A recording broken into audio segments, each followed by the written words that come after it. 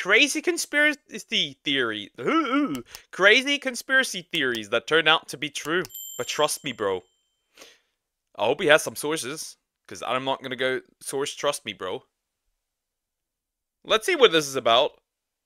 Crazy conspiracy theories that turned out to be true. The Canadian fruit machine. The fruit machine is an The Canadian fruit machine? Huh? ambiguous name, but if you have a keen mind, you might have had a few assumptions on what it could have been about. But if you're still in the dark, let me give you its other name, Canada's Gaydar, or Gaydar?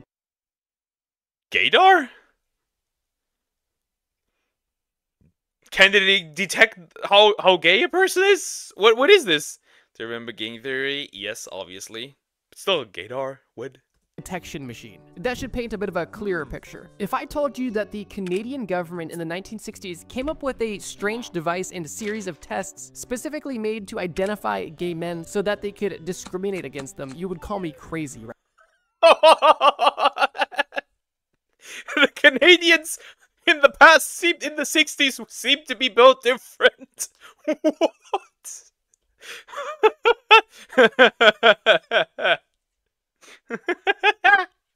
That is crazy. That is crazy. That is wild.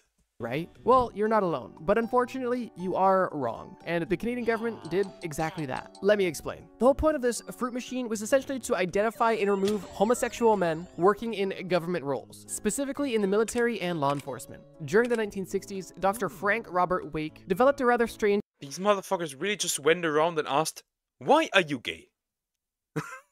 What the heck? a series of psychological tests with the purpose of, obviously, identifying gay men. How this machine actually worked was kind of hilarious and extremely rudimentary. Basically, all it would do is it would show you erotic images and say, essentially, gay buzzwords to see if your body had any sort of positive reaction to this stimuli. One of the markers they were looking for was a dilation of the subject's pupils, among other things. This was essentially the equivalent of a lie detector, but instead of detecting lies, A lie detector, but not detecting lies. Instead, it would detect the gay. What the heck is this? Does that mean if you're bisexual, you would like fail half? How would that work? At this point, you gotta appreciate the effort, true and real. They didn't even try to hide it, but we are proud of it. True. This is interesting. it was detecting the big gay. Regardless of its ineffectiveness and rather strange methods to begin with, the results were taken seriously and led to the firing and discrimination of thousands of people, which unfortunately led to a huge rise in suicides, which is just heartbreaking. This entire project was discontinued in the late 1960s, making this entire fruit machine fiasco very short-lived, at least relatively, but the impact was still long-lasting. On top of the jobs and lives lost, the RCMP, the Royal Canadian Mounted Police, still continued to collect files on suspected gay people for years after this project was concluded. So if you're ever with a friend and You're in the guard? We're keeping an eye on you. You might be infected with the gay. What the fuck is going on? I don't even that is interesting. This is very interesting. they say, that guy's gay, I can tell because I have Gaydar. Tell them, you don't have Gaydar. The Canadian government had Gaydar, and they used it to discriminate, whether they were gay or not, as any little twinkling of evidence was good enough for them, and this had huge impacts. Then just sit there and awkwardly look at each other for a few minutes, and if they ask you how you knew this, you know what to tell them. Trust me, bro. The gay bomb. While we're on the topic of the big gay Nah, this can't be. What? This can't be. Nah, this can't be. gay, I have one more for you. That being the gay bomb, which was a non-lethal chemical weapon theorized by, surprise, surprise, the United States military, specifically the Air Force. This bomb's purpose was simple yet strange. It was meant to be dropped over enemy territories, spreading a chemical mixture in It's actually real. It's actually real. It's actually real. Now it's the rumors. We like, instead of we want less gay people, it's now we want more, but not on our lines. What the heck is this? in the form of gas that would turn enemy troops essentially homosexual. This hypothetical weapon was confirmed in a 1994 Department of Defense document, where it spoke of a hypothetical weapon designed to dispense sexual pheromones among enemy forces to generate mutual attraction. Now, initially, I thought the military application would be that the soldiers would just be too busy loving on each other to get any fighting done, but that wasn't the case. It's actually a lot less interesting. Supposedly, the entire point was to cause confusion and panic amongst these troops, reducing their effectiveness in battle. Picture this. The year... Wait, so it's just supposed to make them hard? That's wild. That is wild. 1993. You and your friend are sitting on the couch watching the movie Sniper, which just came out. When all of a sudden, you say to your friend jokingly, I bet the US government's probably thought about making bombs that would turn the enemies gay. You and your friend have a chuckle and continue the movie. However, the following year, you are hanging out with the same friend again, and instead of watching a movie, you are doing something that every teenager does, reading a Department of Defense release, when all of a sudden you see actual confirmation that the US Air Force was contemplating a gay bomb. After reading... I'll be real. I'll be real. What kind of stuff you have to smoke to come to that conclusion that you want to build a weapon like that? Or a bomb, or a gas? Like, whatever they're smoking, I want that too. I bet I could invent, with that I could invent the most hilarious shit ever. What the heck? This, you're shocked and you look your homie in the eyes and can't believe that your silly little joke was true. And in that moment, you and your friend start making out because you guys were gay. Alright, seriously though, the first two are a bit silly, but these get a lot more serious. Project MK Naomi. As I said, Project MK, I'm sure the word Ultra was the first thing that popped into your head. And that's because most people know about that crazy true conspiracy theory. And for that reason, I wanted to add something a bit different. Project MK Naomi was actually the successor of MK Ultra, and was a collaboration between the CIA and the US Department of Defense. And it went on for almost 2 decades, from the 1950s to the 1970s. The entire goal of Project MK Naomi was to gain a deeper knowledge on chemical and biological warfare weapons, specifically to determine what substances would kill people and what chemicals would do what to people. Once the CIA and Department of Defense had a list So pretty much they wanted to figure out what could be good for torture use? Interesting. Honestly, can't blame them. Seems like a good idea in theory. I don't know. Would it? Like, I don't know. Can't tell. Of chemicals and a list of reactions ranging from irritation all the way to death. They then started focusing on unique delivery systems for these chemicals, most notable of which being dart guns, specifically dart guns either filled or having their tip coated with these specific chemicals, with one of the most famous examples being the heart attack gun, which was, like you may have guessed, a gun that shot a dart at a target that would, shortly after injection, cause a heart attack in the victim, making a very intentional death seem accidental. And it's no doubt that these weapons would have been very useful for spies, especially during the... Sure, that would have been useful. Especially during the Cold War. Yeah, why not? But hey, it's just a theory. A theory! Oh my god, oh my god. Cold War, when tensions and the need for a good spy was at an all-time high. And if you're for some reason unfamiliar with Project MK Ultra, it's basically the government using LSD on non-consenting individuals to try to test mind control, as a very basic elevator pitch. But I'm assuming most of you are aware of that one.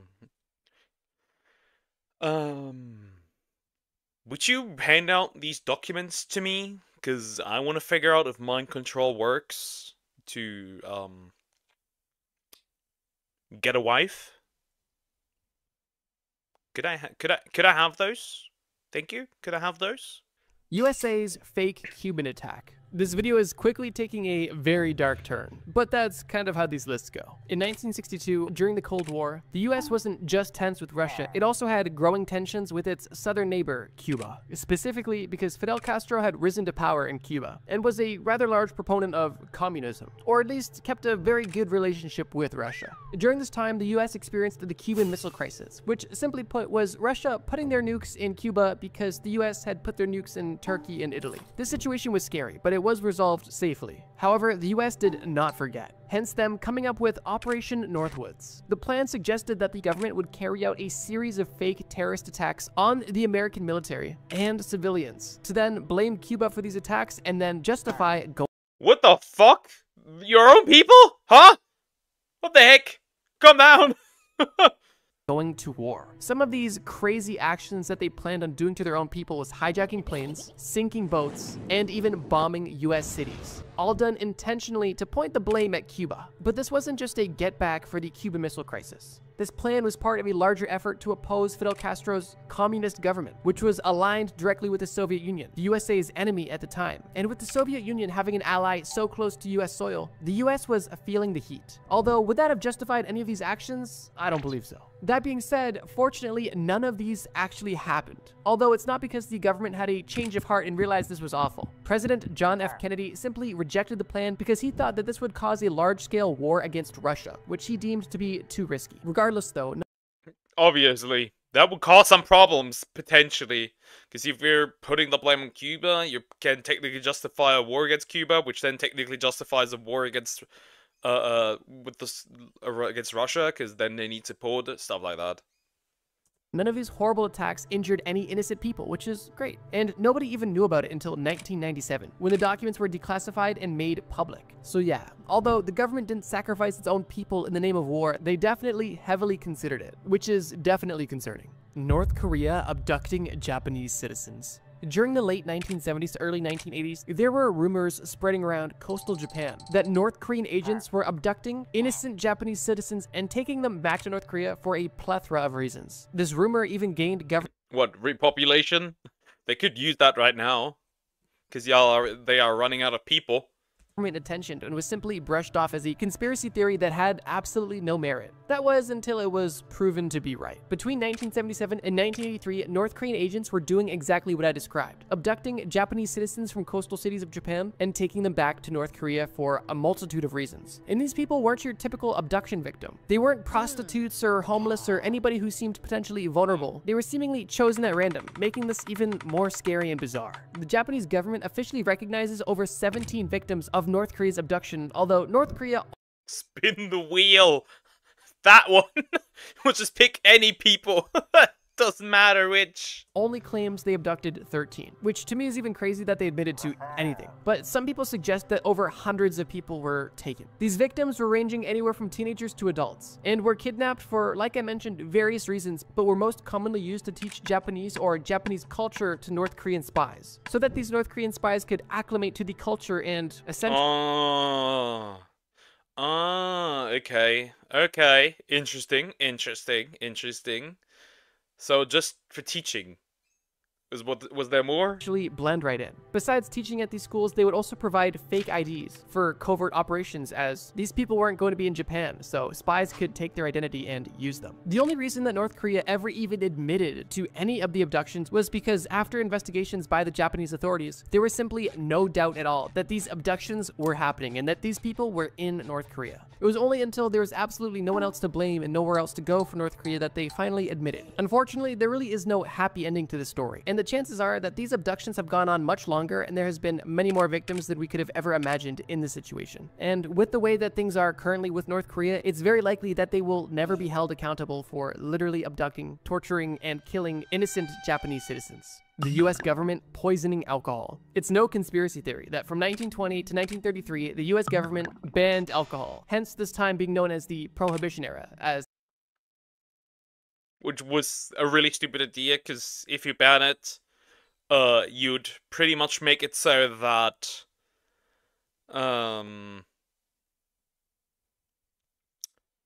you could create a black market around it, and it becomes less regulated and less safe, and people are still gonna buy it.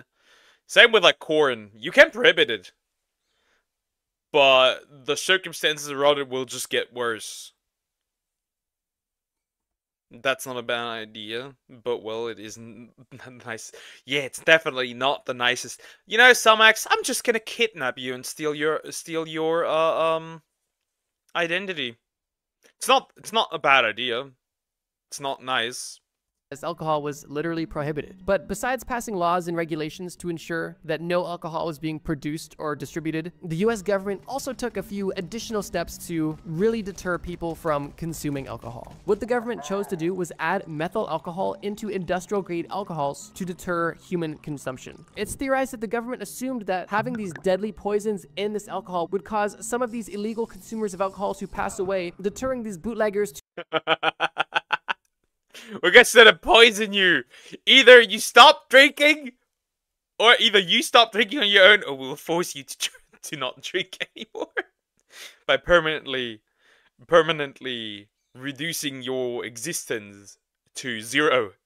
to sell their product as it was killing their customers. Unfortunately, that wasn't the case, and the bootleggers continued to sell, and alcoholics continued to drink. And unsurprisingly, as a result of this, many people were poisoned and died. And in 1927, in New York alone, there was over 41 deaths confirmed to have come from alcohol poisoning from tainted alcohol, specifically the methyl alcohol. The government used this strategy up until 1933 when the prohibition ended, and it was at that point confirmed that the US government was literally poisoning alcohol, as it was recorded as a strategy to curb alcohol consumption. So yeah, the US was intentionally putting deadly chemicals into products that they knew that people were consuming. I find this one a bit interesting because although people weren't supposed to be consuming this, the US government knew that people were going to consume this. So the fact that they intentionally put deadly chemicals into it, to me, is a bit concerning. This might just be an optimistic thought, but I would like to believe that there's a way... The fruit in the States is just as toxic, so what's the point actually even? Where you can deter people from drinking illegal industrial grade alcohol without putting literal poison in it that's going to undoubtedly cause death. Like potentially adding an agent that is extremely sour or potentially even extremely spicy, making the alcohol essentially unconsumable as it's so uncomfortable to drink, but still rendering it non-lethal. As great as this sounds, this might have not been an option, as those sorts of additives may have rendered the actual industrial grade alcohol less effective, which wouldn't have worked because this alcohol needed to serve its primary purpose, as it wasn't meant to be consumed. It was literally industrial grade. But yeah, anyway, from 1920 to 1933, the US government decided that the best way to deter people from drinking alcohol was by killing them, or at least slowly poisoning them. Man, for some of us, it's probably good that we don't no longer live in the 1920s. Interesting. Which I wouldn't say is much better. The USA's fake Vietnam attack. And we're already back. Does this story sound at all familiar? But seriously though, I could make an entire separate video focusing solely on extremely deplorable things that the US government has done. But I do value living, so if you really want that video, let me know in the comments, but if not, I probably won't make it. That being said, let's get into the fake Vietnam attack. In 1964, USA was of course beefing, this time with northern Vietnam. This entire situation is known as the Gulf of Tonkin incident, and it marked a pivotal moment in the escalation of the US involvement in the Vietnam War. The situation happened in early August of 1964 and involved US naval vessels conducting operations off the coast of North Vietnam. On August 2nd, the US destroyer, the USS Maddox, was conducting intelligence patrols. And on this patrol, it encountered 3 North Vietnamese torpedo boats. There's a small conflict which led the Maddox to fire... The flashbacks, oh god, the flashbacks! Pull up the meme! The second option won't adding something to cam reactions. And it could get bad, probably, yeah. Warning shots at the torpedo boats, and the torpedo boats to respond with an unsuccessful attack. The Maddox suffered minor damage, literally only took a single bullet hole, but the North Vietnamese torpedo boats were significantly damaged, with crew either dead or severely injured. This entire encounter happened because the North Vietnamese were pretty sussed out about covert US-backed operations happening on their coast. Regardless, this incident was relatively minor in regards to the Vietnam War as a whole, but what isn't is the alleged second attack that happened 2 days later on August 4th, 1964. It was claimed that on this day, another attack on the USS Maddox and the USS Turner... Interesting, so lying about attacks. Trust me, bro. Joy had taken place. The ships were claimed to have been targeted based on radar signals and intercepted communications between the North Vietnamese. However, with these claims seeming very plausible, there was little to no evidence and were later debunked. The captain of the USS Maddox, John Herrick, was almost instantly questioning the validity of these claims, as he was the captain and heard no such thing of this second attack. And shortly after, the entire attack was debunked and proven to be nothing more than manipulation. Investigations even confirmed that there was no North Vietnamese forces present anywhere near either of these ships that night. The goal of these, like, lies Is it literally just to have beef? Like, literally just to have a reason, or to justify a reason to attacking someone? Like, what is this? That's the only thing that realistically makes sense. Like, for what reason, what other reason would you do this?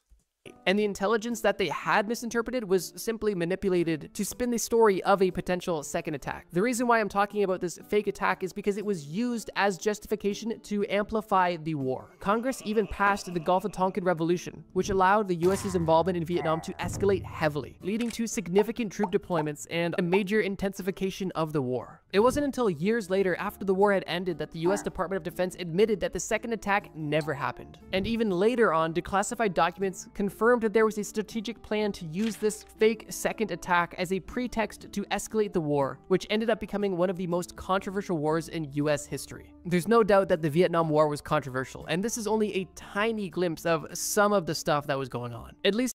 So to summarize the situation is, hey, let's lie so we are allowed to throw hands. Huh, interesting. On the US side of things, Project Sunshine. Fair warning, there is a reason why this entry is at the end of the list, and that's because it is by far the most morbid subject in this entire video. Project Sunshine is also known as the Dead Baby Project, and that alone should— Hold up! Wait a minute! That's not good. Give you a small glimpse into the insanity that is this conspiracy theory proven true. Project Sunshine was a secret research project that was launched in 1953 to study the effects of radioactive fallout on human health. You're not testing radioactive fallout on babies, are you? No, no, no. No, no, no, no, no. No, no, no, no, no. And the environment. Already off to a bad start. The focus of this radioactive testing was specifically on strontium-90, which is regarded as the deadliest byproduct of nuclear detonation. The United States Atomic Energy Commission aimed to measure the amount of strontium-90 in human tissue, as it was typical for it to accumulate in human bones, specifically in children's bones whose skeletal— They're testing nuclear weapons on babies! Okay. systems were still developing and most vulnerable. Now here's the thing, as much as they potentially would have wanted to subject real children to strontium-90 to study the side effects, they were not able to do so, as it would be a huge Thank goodness. moral dilemma, and definitely wouldn't fly well with the general public. So what they did do was gather over 1,500 human samples, primarily consisting of babies and young children, without the consent or knowledge of the families that they were taken from. These 1,500 adolescent cadavers were not originally from the United States, and were actually from the families that they were taken from. These 1,500 adolescent cadavers— Did they get, did I really, did I hear that correctly? They took dead bodies? were not originally from the United States, and were actually from countries like Australia and the UK, and were acquired by some pretty disgusting means, specifically preventing parents from examining their deceased child before they were sent away for nuclear testing. Typically, these deceased children were sent in parts to not raise suspicion, as They're sent in parts! Here's the head, then the torso, then an arm, then a leg. Okay. Okay. Okay. parents may notice their entire child missing, but they may not notice their child missing a leg if they are not able to view the child's body in its entirety. Like I mentioned at the beginning, this is extremely dark and honestly disgusting. The initial studies on strontium-90 only analyzed the effects on the human remains. However, shortly after, it expanded to studying its effects on natural environments, such as soil, grass, and grazing animals, where they were seeing what the effect of this strontium-90 would be as it ascended up the food chain. I don't think it'll serve as much as a surprise that once the practices of Project Sunshine were exposed, they were met with widespread outrage and even resulted in a stricter ethical standard when it came to scientific research, specifically those involving human subjects, dead or alive. It literally sounds like something your crazy uncle would say at Thanksgiving dinner. Hey, can you pass the potatoes? Yeah, here you go. Oh, did you know that in the 50s, the US government was actually essentially stealing dead children from overseas and using them to test the dangerous byproducts of nuclear fallout? What the fuck? Yeah, why not? Average Thanksgiving talk with your crazy uncle. Why not? Oh, Crazy. Honestly though, it sounds too crazy to be true. But one thing I've learned from researching for this video is that, unfortunately, some things are too crazy to not be true. But anyways, that's all I got for now, guys. If you aren't satisfied and want even more crazy conspiracy theories, let me know in the comments. I'll definitely make another conspiracy theory video in the near future if that's something that you want. But with that being said, ladies and gentlemen, I'm gonna thank you so much for watching this video. And if you haven't already, check out this video on screen. It's about the craziest cults from around. That's the end of the video. That was diabolical. Some of them were interesting. Like, the first two were interesting. Like, what kind of stuff do you have to smoke to get to that idea? The last one was gross. Why are you experimenting on babies? Dead babies. Sure. Sure. Why not? Sure. What the heck, dude? Just what the heck?